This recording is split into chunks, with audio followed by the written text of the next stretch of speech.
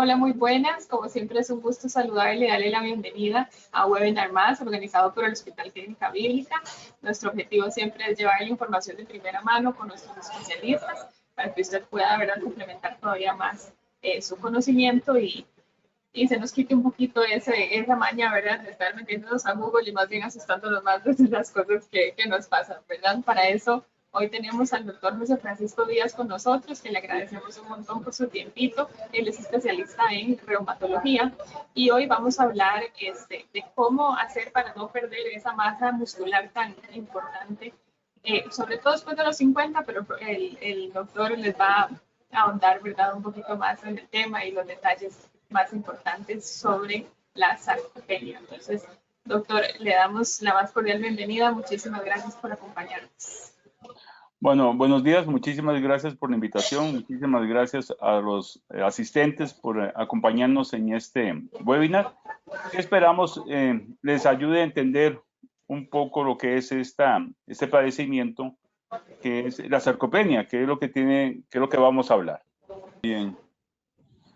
Bueno, el tema que dice cómo prevenir la pérdida de masa ósea después de los 50 años, entonces uno se hace una serie de preguntas que serían que por qué, o sea, primero, ¿se pierde masa ósea después de los 50 años?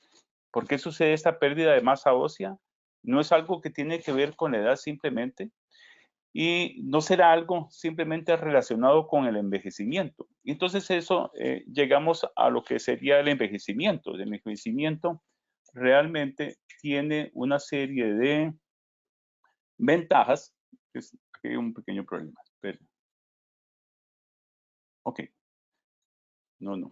Estamos haciendo bolas hoy con esta cosa. Una serie de ventajas que es que llevamos una vida muchísimo más apacible, más tranquila. Nos conocemos muchísimo mejor y sabemos lo que nos gusta y lo que no nos gusta. Y apreciamos más las cosas que son realmente importantes y disponemos de más tiempo para las personas que amamos, como son la esposa, la familia, los amigos, los familiares en general. Y también tenemos más tiempo para nosotros mismos. El disfrutar de esto ya en la edad media, en la tercera edad de la vida, va a ser siempre posible, siempre y cuando lleguemos a un estado, en esta etapa de la vida, en el estado de salud mejor posible. Pero para ello requerimos conocer cuáles son aquellos padecimientos o situaciones que deterioran nuestra calidad de vida y cómo podríamos prevenir, evitar o modificar estas situaciones que podrían deteriorar nuestra calidad de vida. Una de estas condiciones es la sarcopenia. La sarcopenia es un término que probablemente muchos de ustedes no han escuchado, pero es un padecimiento que puede llegar a sufrir cualquier persona, especialmente a medida que se envejece. Este término de sarcopenia lo estableció por primera vez el doctor Rosenberg en el año 89, hace ya 34 años. Y es un término que está constituido por dos palabras o dos raíces griegas, que es sarcos, que es carne, y penia, que es deficiencia. Entonces, la unión de esas dos palabras lo que significa es deficiencia de carne. Y vamos a entender como carne el músculo. Por lo tanto, el término lo que quiere decir es que es una disminución, una deficiencia de la masa muscular, una disminución de la masa muscular. Cuando el doctor Rosenberg lo describió, consideraba que era simplemente un hecho relacionado con la edad. En ese momento, eso hace en los años 80, realmente se consideraba que esta pérdida de la masa muscular era simplemente un desgaste del músculo propio de la edad y era parte de que el viejo iba perdiendo capacidades, iba perdiendo fuerza muscular y no se le daba mayor importancia. Era un proceso prácticamente natural. Sin embargo, se ha visto con el transcurso del tiempo de que esta pérdida de masa muscular y de fuerza muscular tiene muchísima importancia, sobre todo por el impacto que tiene en la calidad de vida de las personas y sobre la mortalidad. Y eso se demuestra en la cantidad de estudios clínicos, médicos, publicados en el transcurso del tiempo. Entonces vemos que en la primera década, en la década del 90, 99, hubo solamente 72 estudios. Este número de estudios empieza a aumentar considerablemente en la década del 2010 al 19, donde ya hubo 6.234 estudios clínicos, médicos, científicos que hablaban sobre el tema. Y en la década que llevamos, del 20 al 23, se han publicado 7.189 estudios, lo que demuestra claramente la importancia que está tomando este padecimiento a nivel del cuerpo médico. La sarcopenia ha tenido varias definiciones. Quizá la más aceptada es esta propuesta por el Grupo de Trabajo Europeo sobre Sarcopenia en Personas Mayores, que es del año 2010. Ellos definen que la sarcopenia es un síndrome. Síndrome, utilizamos esa palabra cuando la condición médica que estamos tratando es causada por hay muchos factores que causan esta enfermedad. Entonces usamos el término de síndrome. Está relacionada con edad efectivamente y se trata de una pérdida progresiva y generalizada de la masa muscular y de la fuerza muscular y que tiene como efectos adversos la incapacidad funcional, la calidad de vida y una mayor mortalidad. Es un padecimiento altamente prevalente, o sea, es muy frecuente. En una comunidad corriente en mayores de 65 años, se encontró que la prevalencia era en 9% en las mujeres y 11% en los varones. Esta prevalencia cambia radicalmente en los hogares geriátricos, donde aumenta a un 31% en mujeres y a un 51% en varones. Otro factor importante a recalcar es que en pacientes hospitalizados la prevalencia de sarcopenia es muy importante. Eso lo voy a retomar más adelante para darle énfasis a este aspecto que va a tener mucha importancia. En la práctica clínica, a pesar de ser un padecimiento bastante frecuente, en la práctica clínica es poco reconocido. Y es poco reconocido tanto por el público en general como por el cuerpo médico. Este año se publicó en Estados Unidos un trabajo donde le preguntaron a diferentes médicos de diferentes especialidades qué tanto conocían el término, qué tanto conocían la enfermedad. Y entre internistas y médicos de familia, se encontró que solo un 20% de ellos conocían y entendían qué era la sarcopenia. Esto fue en Estados Unidos y este año, como les digo, fue la publicación y eso no debe ser muy diferente aquí en Costa Rica, donde el conocimiento de esta enfermedad o este padecimiento por el cuerpo médico no es lo suficientemente alto como deseáramos. Para entender un poco mejor en qué consiste esto de la sarcopenia, esta pérdida de la masa muscular, tenemos que tener una idea un poco vaga, si se quiere, de cómo está compuesto nuestro cuerpo. Tenemos que la masa muscular representa entre un 35 a un 50%. Varía si uno es hombre o mujer. Vemos que los varones tenemos muchísimo más masa muscular que las mujeres. Por el contrario, las mujeres tienen mucho más grasa que nosotros los varones. Y la composición del hueso, que es el otro factor, realmente la diferencia es mínima, siempre estando a favor de los varones. Estos porcentajes son estimaciones muy groseras, o sea, obviamente cada persona va a tener una distribución diferente y va a depender, bueno, de la edad, del sexo, de la alimentación que haya tenido o que tiene y el ejercicio que realiza. El músculo, que es el tema que nos interesa, los músculos del cuerpo se dividen en tres grandes grupos. El músculo estriado esquelético, que es del que vamos a hablar sobre todo, el músculo liso y el músculo cardíaco. El músculo cardíaco, obviamente, corresponde al corazón. Es un órgano, un músculo que es autónomo. Nosotros no podemos regular su frecuencia y su función es bombear la sangre a la circulación. Tenemos después los músculos lisos, que son parte de los órganos internos sobre el tracto gastrointestinal, el sistema respiratorio y sobre los vasos sanguíneos. Este también es autónomo, se regula por sí mismo, se regula por diferentes sustancias corporales que hacen que uno se mueva más o se mueva menos estos músculos y tienen que ver, obviamente son vitales para la digestión, para la respiración y para la circulación. Y por último, tenemos al músculo esquelético, que como les decimos es del que vamos a hablar. Cuando uno habla de músculos, piensa sobre todo en este tipo de músculos. Los músculos esqueléticos, el músculo esquelético está unido a los huesos a través de tendones y es un órgano o un músculo que es totalmente voluntario. O sea, el músculo es el que tiene que ver con todos los movimientos corporales, ya sea caminar, correr, saltar, levantar objetos. Toda nuestra gesticulación, todos nuestros movimientos faciales son movimientos voluntarios. Ahora en adelante, cuando hable de músculos, me voy a referir única y exclusivamente al músculo esquelético y voy a mencionarlo como músculo. ¿Cómo está constituido el músculo? El músculo está constituido por una serie de fibras musculares que no lo podríamos imaginar como si fueran una serie o un montón de ligas elásticas que están distribuidas en la misma dirección y agrupadas, empaquetadas fuertemente en pequeños paquetes. Así, cuando uno se quiere mover, el cerebro manda un mensaje al músculo. Estas fibras, estas bandas elásticas se contraen y se contraen todas al mismo tiempo y eso hace que se produzca una contractura muscular y se mueva la articulación o la parte del cuerpo que queremos que se mueva.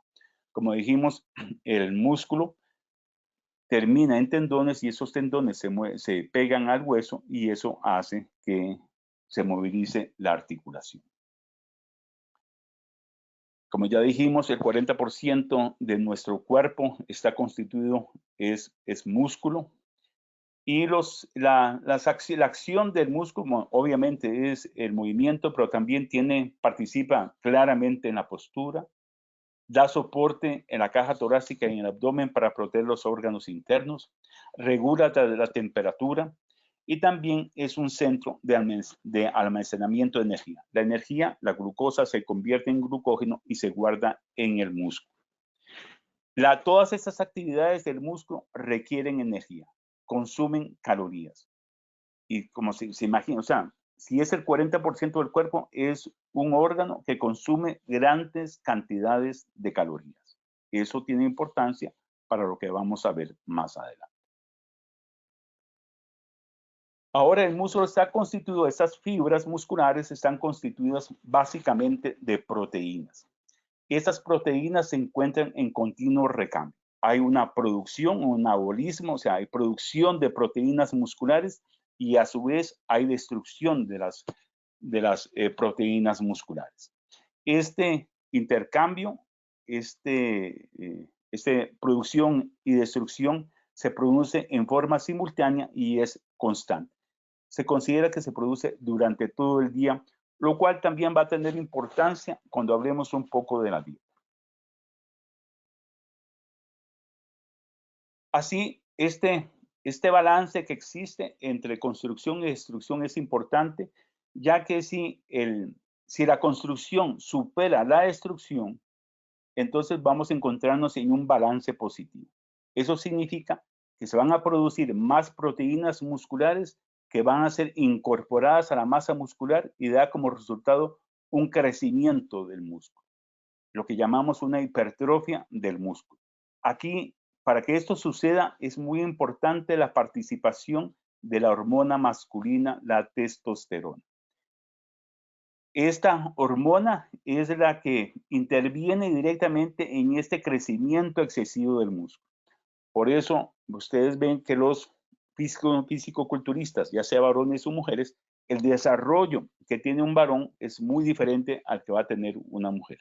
Y no es infrecuente que estos físico-culturistas, para hacer crecer esas masas voluminosas de músculos, se inyecten incluso testosterona para que el músculo se les haga más grande.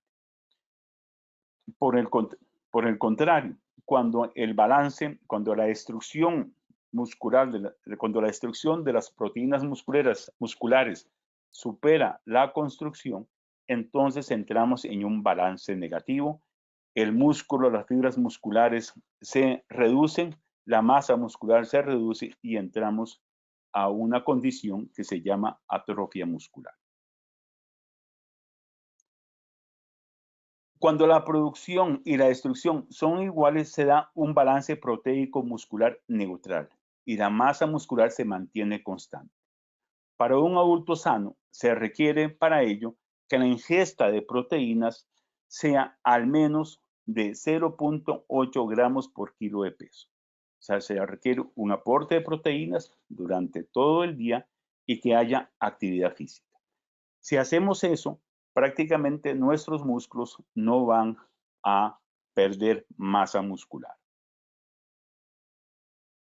Sin embargo, uno haciendo esto, manteniendo una dieta de 0.8 gramos por kilogramo por peso y haciendo una actividad física regular, vamos a perder masa muscular. Y esa masa muscular se empieza a perder lentamente a partir de los 30 años. Se estima que se pierde 0.5% por año. Al llegar a los 40 años, esta pérdida se aumenta, se acelera un poco y se llega a perder aproximadamente el 8% por década, lo que significa que una persona que tenía una masa muscular X al llegar a los 70 años ha perdido el 24% de esta masa que tenía a los 40 años. Y a partir de los 70 años, esta pérdida de la masa muscular se acelera un poco, se acelera aún más, perdiéndose el 15% por década. Recordemos nada más que la prevalencia de la sarcopenia entre adultos mayores sanos es entre un 15 a un 20%.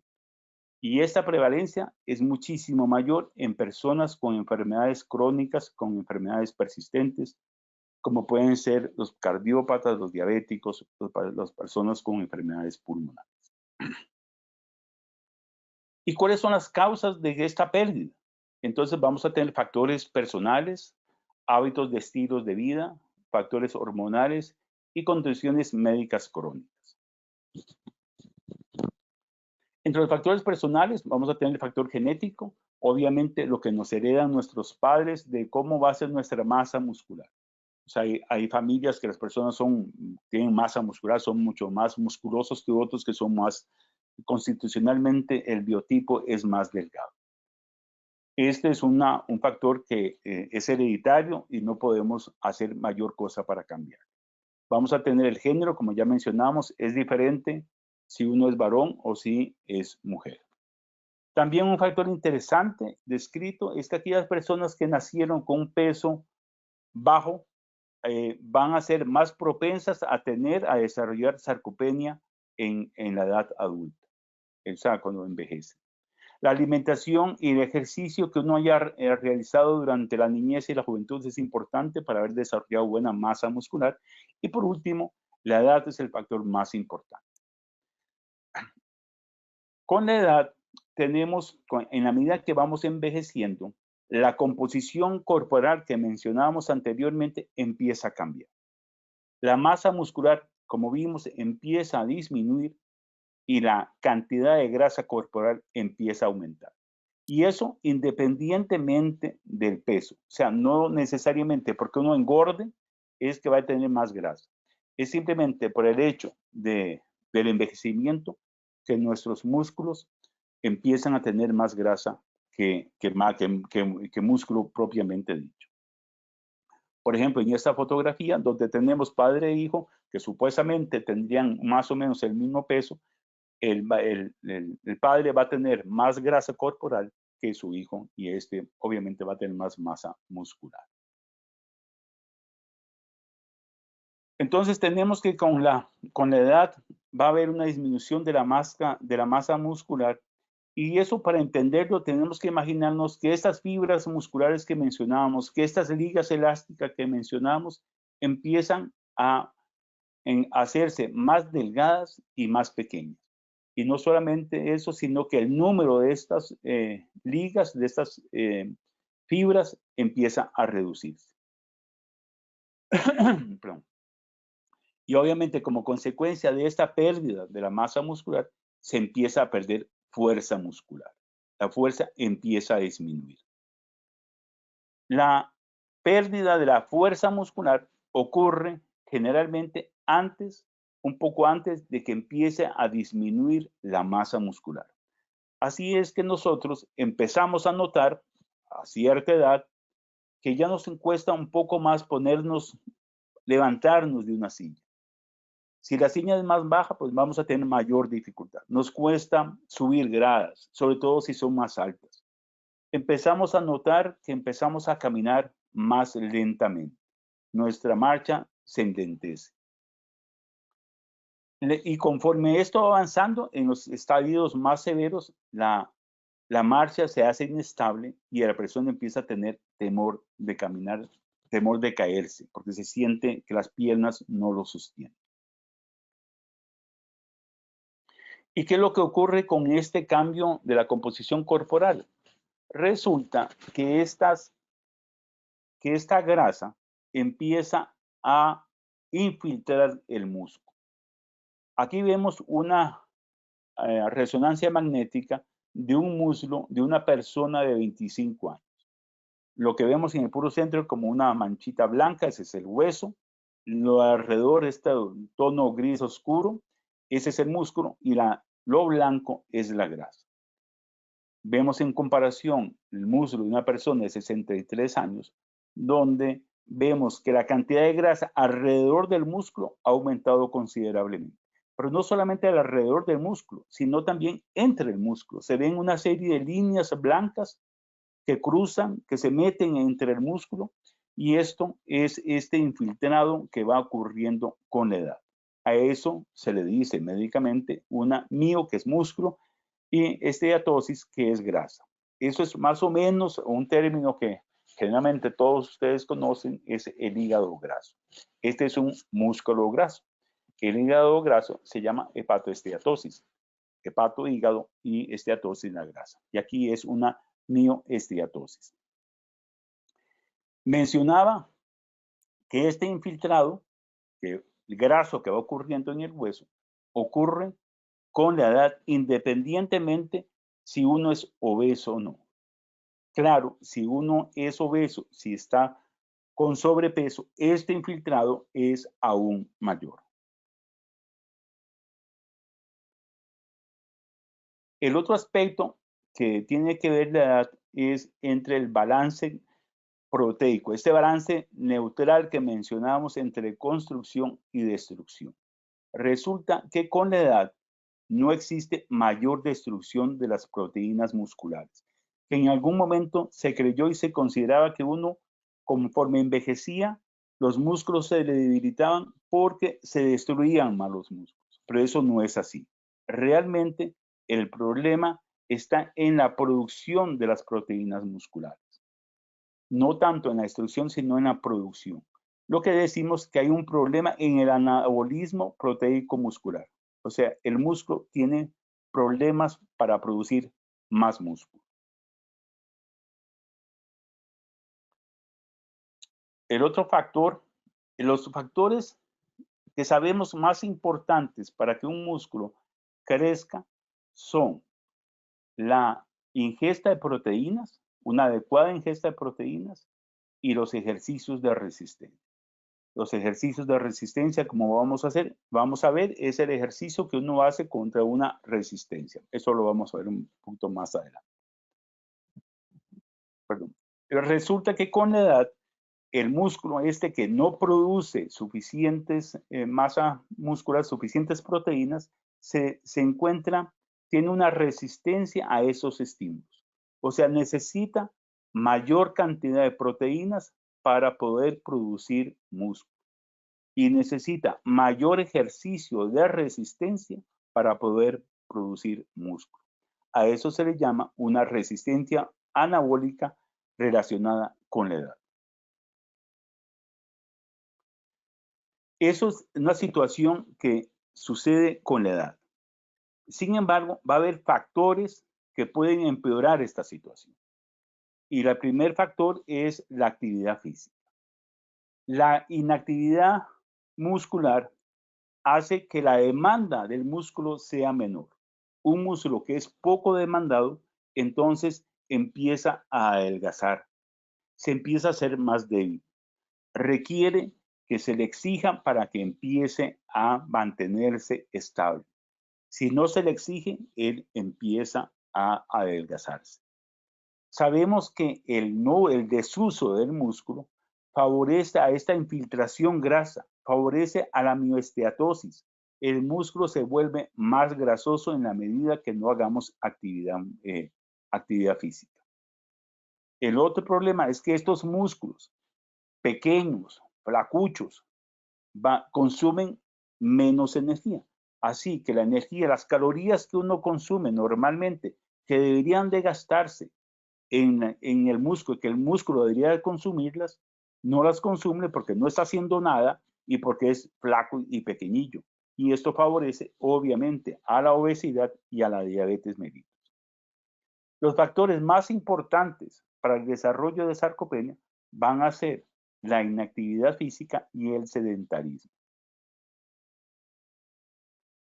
Tenemos que hacer una diferenciación en qué es sedentarismo e inactividad física. El sedentarismo es aquel estilo de vida en que la persona prácticamente no se mueve durante todo el día. Pasa sentado o acostado durante largos periodos casi sin moverse. Pasa sentado o acostado viendo televisión. Hay personas que trabajan horas de horas sentados, prácticamente no se levantan, se montan en el carro y llegan a la casa y se sientan a ver televisión. También hay los choferes, por ejemplo, pueden pasar muchas horas sentados, también prácticamente sin moverse. O también puede pasar uno ratos sin hacer mayor cosa, leyendo, por ejemplo, haciendo otras actividades manuales que no requieren estar en movimiento. Un factor importante de este sedentarismo es también el temor. Las mismas personas que empiezan a desarrollar sarcopenia se sienten inestables, como mencionaba anteriormente, al caminar, entonces prefieren estar sentadas por el miedo, por el riesgo de caerse. Y esto aunado al hecho de que hay hijos muy sobreprotectores y dicen, no, mamá, no te levantes, trata de estar sentadita para evitar el temor de que se vaya a caer. Y entonces hacen que la persona se vuelva muy sedentaria. La diferencia en cuanto a nada, no se movió. Es un pequeño problema.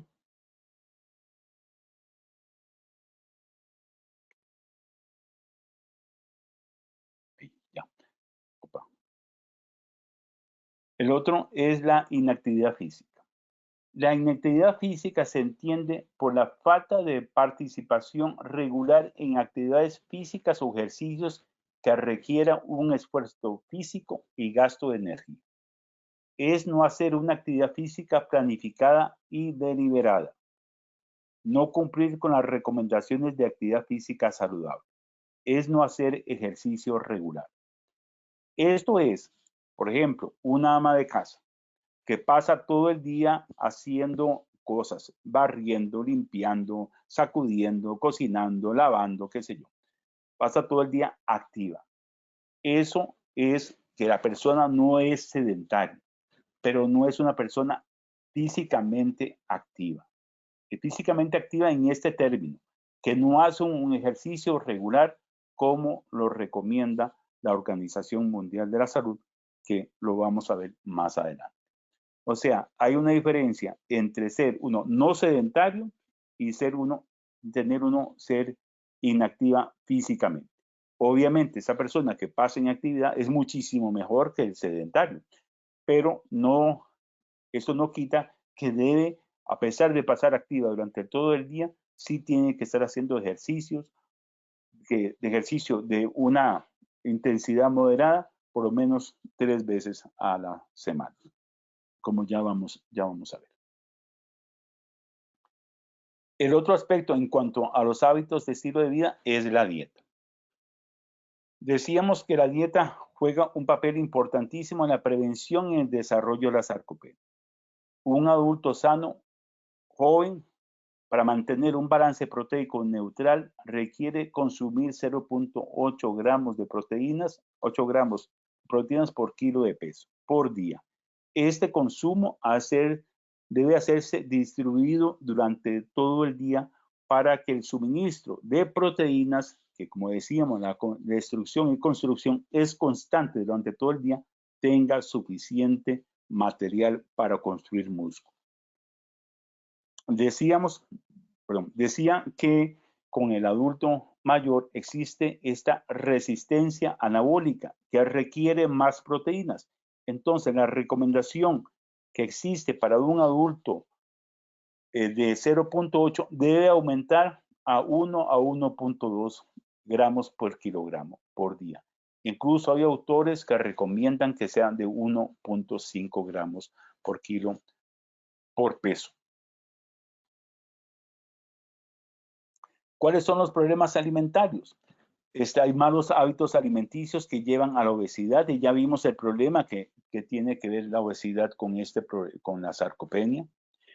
Un problema frecuente es las dietas para bajar peso que no tienen un adecuado asesoramiento. Entonces la persona hace una restricción del consumo de calorías y con la pérdida que pretende de perder peso, pierde masa muscular. No solamente pierde grasa, sino que pierde masa muscular. Y lamentablemente pierde más masa muscular que grasa. Es un otro hecho fundamental que las personas mayores no están comiendo la suficiente proteína. Cuando yo le pregunto a mis pacientes qué comen, qué desayunan, noto que hay un déficit importante en el consumo de proteínas. Esto puede ser porque la persona se vuelve muy quisquillosa en las comidas, que ya no me gusta la carne, que ya no me gusta el pollo, que ya no me gusta aquí o allá. Bueno, esto hay que reforzarlo. Tienen que tener un mayor consumo de proteínas. También está la falta de apetito. La falta de apetito puede ser por muchas causas, hay que investigarlo, pero sí se debe estimular que la persona coma mucho mejor. También hay problemas de masticación que obviamente no hay que minimizar el problema dentario en este asunto. Otro aspecto son los factores hormonales y de aquí la testosterona. Como mencioné anteriormente, la testosterona es el factor principal para el crecimiento de los músculos. La testosterona lo que hace es que aumenta la producción de las proteínas musculares y por lo tanto aumenta la masa muscular y también a su vez inhibe la destrucción de las fibras musculares. Existe una clara asociación entre los niveles de testosterona y la sarcopenia. Pero hay que tener claro que no es la única causa, que hay otros factores que pueden influir en la sarcopenia o que hay muchos otros factores que influyen en la sarcopenia.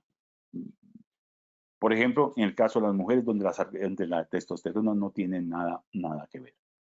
Sabemos que con el envejecimiento los niveles de testosterona van a disminuir gradualmente. Sin embargo, no hay una fecha exacta en qué momento el hombre empezamos a perder o empezamos a disminuir estos niveles de testosterona. Ni a qué velocidad se disminuyen los niveles de testosterona. Pero hay que tener claro que no todos los hombres con bajos niveles de testosterona tienen sarcopenia. Y por supuesto, no todas las personas con sarcopenia, ni todos los hombres con sarcopenia tienen niveles bajos de testosterona. La testosterona es un factor que se debería de medir y analizar en forma individual si se requiere o no reponer. Y por último, como causas importantes tenemos la obesidad. La relación entre obesidad y sarcopenia es una relación compleja. Se considera que una influye a la otra y la otra influye a la primera. O sea, los pacientes con sarcopenia influyen a la obesidad y la obesidad influye a la sarcopenia. Como decíamos, este infiltrado graso en el músculo hace que el músculo, por un efecto meramente físico, pierda fuerza. Un músculo grasoso tiene menos fuerza que un músculo no grasoso. Eso como efecto directo de la acumulación de grasa. Sin embargo, la grasa que está en el músculo va a tener otros dos problemas que son la resistencia a la insulina y la inflamación crónica. La resistencia a la insulina es un trastorno metabólico en donde las células no responden tan bien a la insulina. La insulina es la hormona que hace que la glucosa de la sangre entre a la célula. Entonces, al existir esto, se producen una serie de alteraciones metabólicas de los nutrientes de la célula, lo que deteriora la producción de las proteínas musculares. Esto obviamente contribuye a la pérdida de la masa muscular. El otro problema que decíamos es la inflamación crónica. La grasa infiltrando el músculo va a generar un grado de inflamación de bajo grado. O sea, la inflamación que va a existir en el músculo va a estimular la producción de sustancias inflamatorias que van a dañar, van a provocar destrucción del músculo y también van a interferir en la reparación del músculo. Esas son causas relacionadas a la obesidad. Eso en cuanto a las causas, pero el otro aspecto importantísimo de la sarcopenia es los riesgos que está asociado. La importancia de conocer y reconocer la sarcopenia es por la gran cantidad de problemas o condiciones médicas que se asocian, que estas pueden llevar a deterioro de la calidad de vida, tiene mayor riesgo de padecimientos persistentes crónicos y hay mayor riesgo de muerte.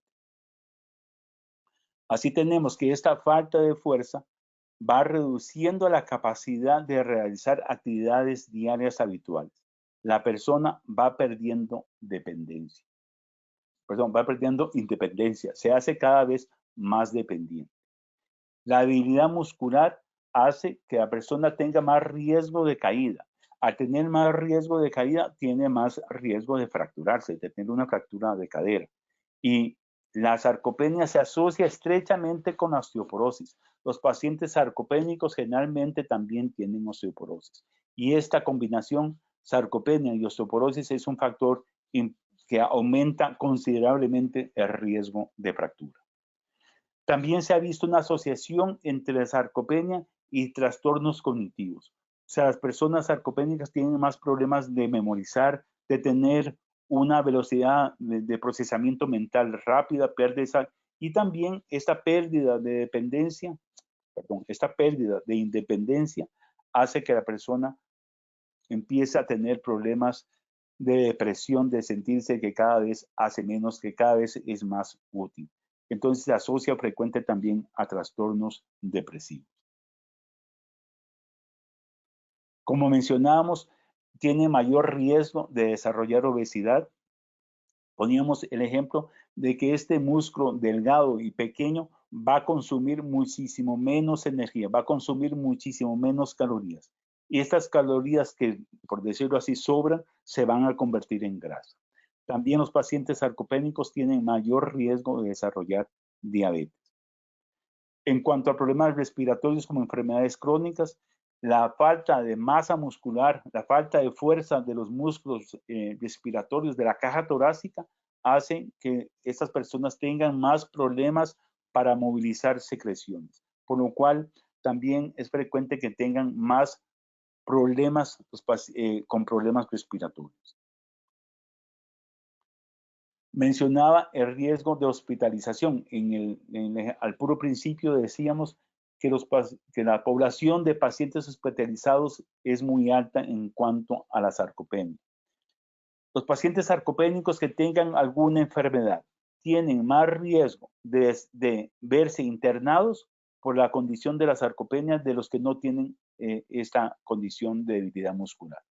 Y no solamente eso, resulta que un paciente hospitalizado sarcopénico tiene más riesgo de cualquier enfermedad que tenga, tiene más riesgo de terminar en cuidados intensivos del que no tiene sarcopenia.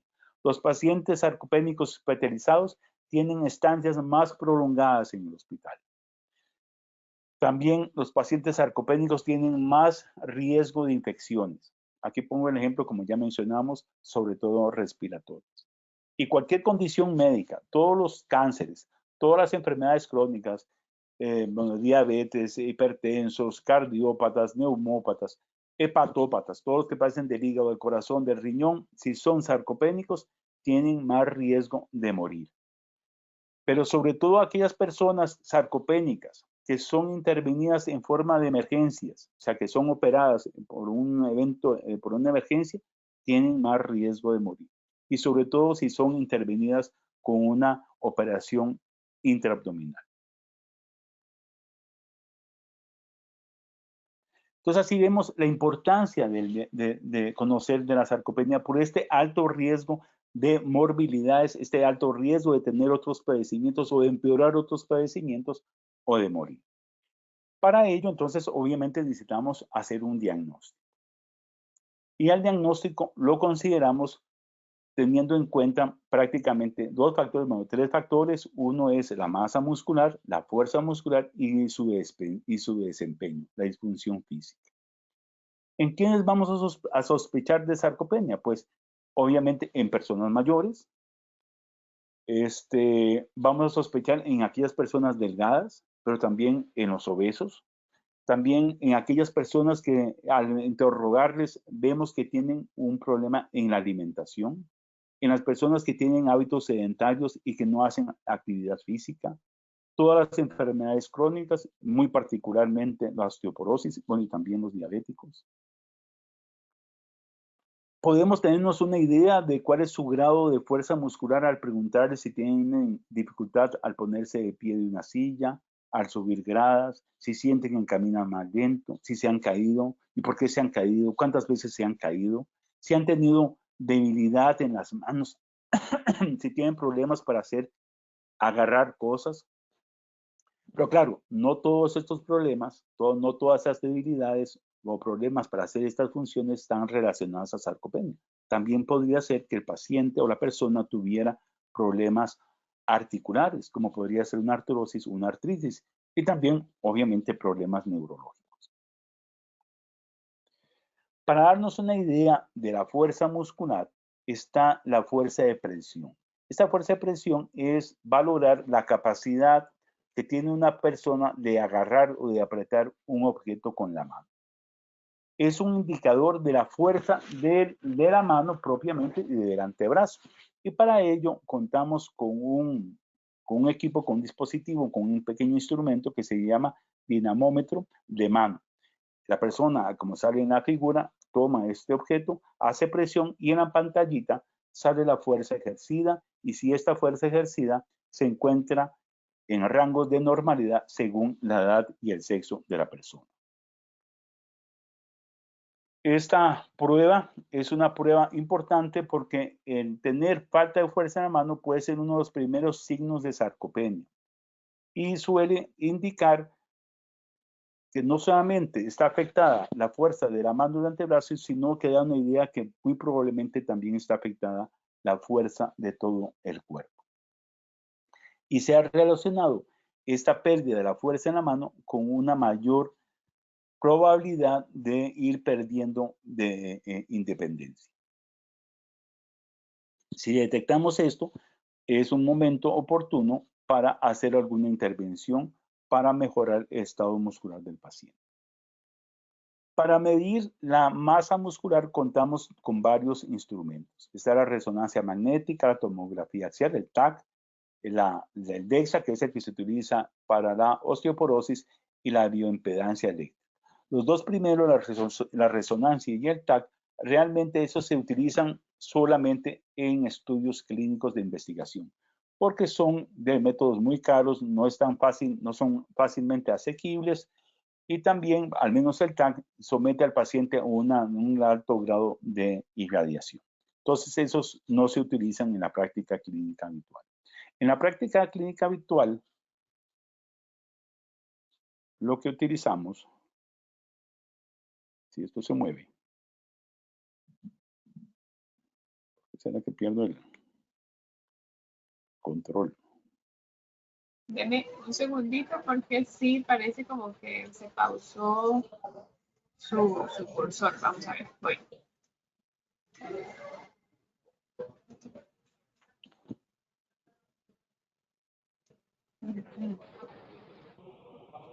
Sí, claro, no sé por qué. Un segundito.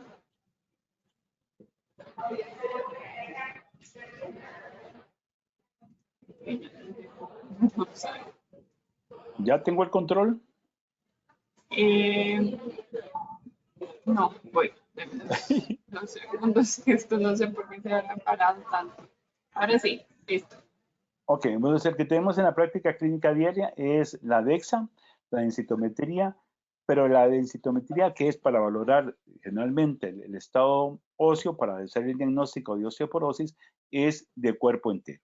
Es una técnica bastante precisa, es fácilmente uno puede diferenciar, o el equipo diferencia lo que es el tejido graso del tejido mineral, o sea, del hueso, y también del tejido magro, que es la proteína. Expone a la persona a una mínima radiación. La única desventaja que se tiene es que de los equipos que hay en Costa Rica, no todos hacen cuerpo entero. Pero esto es un problema más administrativo que otra cosa, porque en realidad todos podrían hacer cuerpo entero. Ahora sí, no pasa el otro. Ahí está. El otro método que está tomando cada más relevancia es la bioimpedancia eléctrica. Este es un método muy sencillo, no invasivo, que permite establecer la composición corporal midiendo la resistencia eléctrica que ofrecen los tejidos al paso de una corriente eléctrica por el cuerpo. A la persona que se le va a realizar este estudio, se pone en contacto electrodos en las manos y los pies y se hace pasar una corriente eléctrica por el cuerpo de muy baja intensidad que la persona no percibe y que no perjudica para nada a la persona, no produce ningún daño de ninguna índole. Este método permite fácilmente, es un método muy fácil de hacer, es barato, y da información sobre la composición de la masa muscular y nos permite ver cómo está distribuida la masa muscular. Aquí en la grafiquita, en la parte más, no sé, bueno, en la parte de abajo, se puede ver cómo se distribuye la grasa y la masa muscular en las extremidades. Esto permite hacer un diagnóstico temprano, también permite hacer una intervención terapéutica dirigida, como decir, bueno, haga más ejercicio en las piernas o en los brazos, y lo otro que permite, al ser fácilmente reproducible, hacer un seguimiento, un monitoreo del paciente. Es importante destacar que la sarcopenia no solo afecta a las personas mayores, sino que también puede manifestarse en adultos más jóvenes si no han cuidado adecuadamente la masa muscular. La buena noticia es que la sarcopenia es prevenible. Así, prevenir la sarcopenia en personas de 50 años es esencial para mantener la salud muscular y la calidad de vida a medida que envejece. Y para ello necesitamos que mantener un estilo de vida activo, incorporar entrenamiento de fuerza, mantener una dieta equilibrada y consumir suficiente proteína. Últimamente, mantener una vida activa, últimamente se ha popularizado mucho la recomendación de caminar 10,000 pasos al día. Esa es una recomendación que data, o sea, que es desde la década de los 60 y lo estableció un japonés, el doctor Yoshiro Hatano. El doctor Hatano encontró que que los japoneses promedio caminaban entre 3,500 y 5,000 pasos diariamente. Y consideró que si caminaran 10,000, pues tendría muchos beneficios. Sin embargo, esta recomendación no tiene una solidez científica. O sea, nadie ha demostrado que caminar 10,000 pasos es mucho mejor que caminar 7,500, 8,000 o cualquier otro número. Pero lo cierto es de que esa recomendación es fácil de seguir y motiva a las personas a ser activas y cambiar sus hábitos sedentarios, sobre todo con el movimiento, con estos relojes y aplicaciones que miden los pasos diarios, y no solamente eso, sino que le dicen a la persona, no has caminado hoy, lo estimulan para que esté en movimiento, y eso obviamente tiene beneficios. Como decía, no hay un consenso científico claro de cuál es el número mínimo que se debe caminar. Pero sí sabemos que caminar regularmente tiene varios beneficios en la salud. sobre todo mejora la condición cardiovascular y mantiene la fuerza y el equilibrio. Los mantiene, no los, eso sobre todo para personas jóvenes, bueno, de 50 años, que va a mantener esta fuerza muscular. Ayuda a mantener el peso, no ayuda a disminuir el peso, ayuda a mantener el peso. Y eso para recordar que, por ejemplo, una persona de 70 kilos que caminara 30 minutos va a consumir tan solo 300 calorías. Lo importante es estar uno activo y moverse regularmente. Eso significa que tratar de estar de hacer la mayor cantidad de movimiento, de caminar lo más posible. Por ejemplo, si uno va a un primer piso de un edificio, pues no hacerlo por el ascensor, sino caminarlo. Dejar el carro lo más largo posible para caminar al lugar donde uno va para hacer ejercicio en ese sentido. La recomendación de la OMS, que lo mencioné en algún momento, es realizar 150 minutos a la semana de actividad física moderada. ¿Y qué es actividad física moderada? Actividad física moderada va a depender obviamente de la capacidad funcional de cada persona. Por ejemplo, un atleta de alto rendimiento tiene para él una actividad moderada no es la misma que para mí. O sea, son muy diferentes esas actividades moderadas. Una actividad moderada la vamos a entender cuando una persona hace ejercicio y siente que el pulso se le acelera, que el corazón se le acelera, empieza a sentir sus pulsaciones. Además de eso, empieza la respiración, se agita, siente que respira más aceleradamente, pero no a un punto en que no pueda hablar, simplemente está respirando, está jadeando. Y además de eso siente que se siente caliente, la temperatura corporal aumenta y uno empieza a transpirar. Esto es una actividad física moderada y que la recomendación es hacer 150 minutos a la semana, repartido en la semana. Esto es lo que se considera estar uno activamente, una actividad física constante. Para ello, sí hay estudios científicos epidemiológicos que apoyan este tipo de actividad, en que reducen el riesgo de enfermedades cardiovasculares, de diabetes y de hipertensión, y también en la obesidad. ¿Y qué ejercicios pueden ser estos? Pueden ser caminar, pero caminar intensamente, no caminar, ir viendo ahí las plantas, ir conversando y viendo los pajaritos, sino caminar en forma activa 30 minutos para lograr este grado de actividad moderada. Bailar zumba, que se ha puesto muy de moda, nadar, ciclismo o correr, o cualquier otra actividad. Esas son actividades individuales, pero también se pueden hacer actividades colectivas como jugar algún tipo hacer algún tipo de deporte. La otra actividad importante es incorporar entrenamiento de fuerza. Entrenamiento de fuerza o ejercicios de resistencia, que se entiende que es hacer actividad física, hacer fuerza física contra una resistencia externa. Y para ello vamos a se pueden emplear pesas, ligas, y en los gimnasios frecuentemente hay máquinas de resistencia en donde uno hace una fuerza contra una resistencia. También se pueden hacer ejercicios de resistencia con la calistenia. La calistenia son que esta fuerza externa es el propio peso de uno. Y aquí, por ejemplo, uno puede hacer sentadillas, puede hacer lagartijas, puede ser dominadas. Hay varios ejercicios de este tipo que uno puede hacer y aumenta la masa muscular. Estos ejercicios se recomienda hacerlos 2 o 3 veces por semana y dejar un día para recuperación. Y se deben hacer en todos los grupos musculares importantes. Esos ejercicios, sobre todo las personas que vayan a gimnasios, va a ser de acuerdo a la capacidad individual. En el gimnasio ocurre frecuentemente de que uno llega, digamos, una persona de 50 años que no ha hecho ejercicio nunca y se encuentra a la par un viejillo de 65 años haciendo unas pesotas y dice, no, si este viejo hace esas pesas, yo también. Pero claro, el hombre de 65 años tiene años de estar haciendo pesas. Entonces, competir con el vecino frecuentemente hace que uno se lesione. y también creer uno que tiene más capacidad de la que tiene. Eso en los pesas, en las ligas no tanto, porque las ligas van a depender del color de la liga, la resistencia que se dé, o también con las máquinas se puede tener problemas. Hay que escuchar el cuerpo. O sea, el cuerpo le dice a uno, ojo, cuidado, te estás pasando, hacerle caso a esas advertencias. Seguimos, por favor.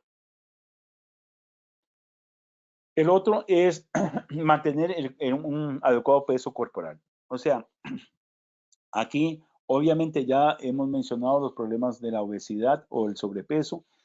Y un factor importante para mantener esto es pesarse. Pesarse por lo menos una vez a la semana para asegurarse que uno está manteniendo el peso que desea tener. Las mujeres, no sé por qué, le tienen miedo, mucho miedo a la pesa.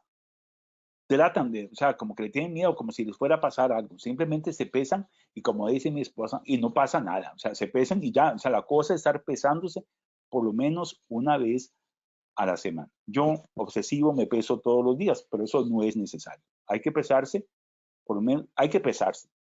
Mínimo una vez a la semana, dirían. Después, obviamente, mantener una dieta equilibrada, comer alimentos saludables y sobre todo evitar el consumo excesivo de azúcares y grasas saturadas. La próxima, ¿se me hace el favor? Entonces, nuevamente, si uno tiene 50 años, la recomendación es comer 0.8 gramos de proteínas por kilo de peso por día. Esto distribuido en todo el día. Conforme uno empieza a tener más edad, debería empezar a consumir más proteína. Y las proteínas se consiguen sobre todo las proteínas magras, que sería el pollo, la pechuga de pollo sin piel, el pavo, el pescado, la carne magra de res, el cerdo magro, los productos lácteos bajos en grasa, las claras de huevo y las legumbres, sobre todo para los vegetarianos, que serían las lentejas, los garbanzos, los frijoles y la soja. Creo que sí es recomendable que sea bajo una supervisión de un nutricionista. La siguiente. Y también la prevención es consultar con un médico, creo yo, con un reumatólogo, y en este caso conmigo, para establecer el estado esquelético, para ver cómo están los huesos con una densitometría, para ver si padece de osteoporosis o osteopenia, probablemente a esta edad. No, tampoco es infrecuente que gente relativamente joven padezca de osteoporosis. Ver el estado articular, a ver si tiene algún problema de artritis o de artrosis, que eso lo hacemos mediante el examen físico y la utilización del ultrasonido, y obviamente el estado muscular. Y el estado muscular, pues vamos a utilizar el dinamómetro de mano para ver la fuerza muscular y también le aplicamos una bioimpedancia para ver el estado de la composición de su cuerpo. También se puede utilizar el DEXA. La siguiente. Entonces, de acuerdo a esta valoración, establecemos un programa terapéutico apoyado con nutricionistas, terapistas físicos y en algunos casos necesitamos el apoyo de un psicólogo. La próxima. Es importante destacar que para prevenir la sarcopenia es un esfuerzo a largo plazo que requiere una combinación de ejercicios, nutrición adecuada y un estilo de vida saludable. Al adoptar estas recomendaciones, las personas de 50 años pueden mantener su salud muscular y disfrutar de una mejor calidad de vida e independencia a medida que envejecen. Gracias. Eso sería la presentación. Con mucho gusto, si hay preguntas, si tenemos tiempo, no sé, decime. Perfectísimo, doctor. Muchísimas gracias. Vamos a ver si todo se ve bien, porque no sé qué le pasó hoy a esta herramienta. Bueno. Se nos ha complicado todo, pero vamos a ver. Creo que sí tenemos un par de preguntitas. Dice por aquí que se podría dar un ejemplo de cómo calcular el consumo diario de proteína, que existe como alguna fórmula entre el peso de la persona y los gramos que hay que consumir. Esto realmente creo que la recomendación ideal es acudir con un nutricionista. O sea, las tablas que hay para ello no son realmente exactas. Y la ventaja del nutricionista es que le puede hacer una dieta de acuerdo a las preferencias de la persona, de lo que come, lo que le gusta comer, Lo importante aquí es saber de que se requiere un consumo de proteínas y que hay mucha variedad de proteínas. O sea, no solamente hay que tener el concepto de que la carne de res es la única fuente de proteínas, sino que hay otras fuentes. Incluso hay sustitutos, o no sustitutos, más bien es como, como le decimos a esto, suplementos alimenticios que pueden aportar una cantidad de proteínas en aquellos pacientes que tienen problemas de consumo por A o por B, no pueden consumir la cantidad de proteínas necesaria. Ok, perfectísimo. Por acá, bueno, recordarles que nosotros siempre subimos estos webinars al canal de YouTube bajo el nombre Hospital Clínica Bíblica, ¿verdad? Entonces, por si ustedes se les fue algún detallito o alguna, ajá, porque nos están preguntando aquí que si podemos devolvernos a cierta filmina, pero más bien le invito ahora a seguirnos, ¿verdad? En el canal de YouTube y ahí ya no solo usted puede repasarlo, puede compartirlo con sus familiares y con la persona que considere necesario. Por acá nos dice, bueno, lo mismo, parecido a la pregunta anterior, que cómo debe ser esa distribución de la ingesta de la proteína, porque dice que él ha leído que después de 25-30 gramos por vez, digamos como que el resto no se aprovecha y el cuerpo lo desecha. Entonces, más o menos esa distribución de la ingesta. Sí, ahí la recomendación es que sea durante las 3 comidas diarias, sobre todo porque la producción de proteínas musculares es constante. Entonces, por ejemplo, hay recomendaciones de usar, para la gente que hace deporte, hay unas proteínas de suero de leche que suelen consumirse después de hacer el ejercicio para tener un aporte importante de proteínas para aprovechar el ejercicio de resistencia que se hizo. Eso es una recomendación que se hace para gente que está haciendo realmente mucha actividad de resistencia, pero esa proteína, por ejemplo, es de muy alto metabolismo. A veces lo que se recomienda más bien son proteínas de un metabolismo más lento para que se distribuya durante todo el día. O sea, va a tener mucho que ver también con la calidad de proteínas, pero todo esto es algo que se maneja mejor con un nutricionista. Perfectísimo. Dice que por aquí ella ha tenido varias lesiones en la columna, cervical, lumbar, colitis microscópica, entonces dice que salir a caminar se le dificulta un poquito. Entonces, como tal vez ya en este caso tan específico, ¿qué nos recomienda? Bueno, los ejercicios no solamente, como salió ahí, no son necesariamente caminar. O sea, para personas ya con problemas articulares, los ejercicios que más se recomiendan es no someter a la persona al peso propio. Entonces, los ejercicios que se recomiendan ahí es el ciclismo, sobre todo la bicicleta estática, y los ejercicios en agua, ya sea natación o ejercicios propiamente en agua, que hacen que uno no esté soportando la masa, el peso de uno, y son igualmente efectivos si uno los hace y los practica en forma regular y con la intensidad que se requiere. Y bueno, para cerrar nos pregunta que si ya el adulto mayor ya tuvo una pérdida significativa de masa muscular, ¿sí se puede hacer una restauración a través de dieta o de todos estos elementos que usted nos acaba de mencionar, o ya cuesta un poquito más? Cuesta un poquito más, pero sí, los estudios demuestran que la persona sometida a una buena dieta, a esta dieta que estábamos diciendo de proteínas y a ejercicio de resistencia, por lo menos 3 veces a la semana, obviamente tienen que ir aumentando la resistencia, pero empezamos con cosas muy livianas. Esas personas empiezan a recuperar sobre todo fuerza muscular, que es lo primero que se empieza a notar, que aumentan la fuerza muscular y posteriormente aumentan la masa muscular. Pero sí se requiere que empiecen a hacer actividad en forma regular en esa idea, pero sí se recupera sobre todo la fuerza muscular. La persona se empieza a entrenar y empieza a caminar mejor, empieza a tener más destrezas y más fuerza. Excelente, bueno doctor, creo que hemos llegado ya al final del webinar y nada más recordarle a las personas que pueden sacar la cita con el doctor al 25-22-1000.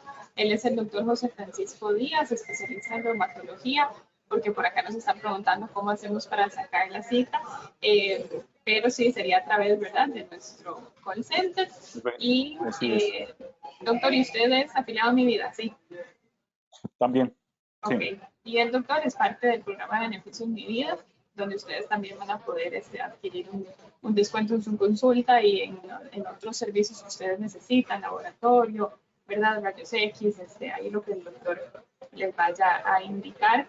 Pero bueno, como siempre, agradecerle muchísimo a los asistentes por estar aquí con nosotros durante esta hora y 15, bien provechosa, de verdad que fue todos aquí. Están diciendo que muchísimas gracias por esta información tan completa, ya que es un tema muy vigente y creo que no se habla mucho de él, ¿verdad? Entonces, doctor, muchas gracias. Si gusta un mensaje de cierre. Bueno, nada más, muchísimas gracias. Y bueno, y enfatizar de que este problema es, como dije casi al final, que se puede prevenir y sobre todo se puede tratar en personas ya. Bueno, la idea era que esas recomendaciones en gente más joven, pero también en la gente ya mayor, se debe enfatizar primero reconocerlo, no aceptarlo como un padecimiento, ya que estoy viejo, ya no puedo hacer muchas cosas, sino tratar de recuperar esta fuerza y esta independencia que se tuvo.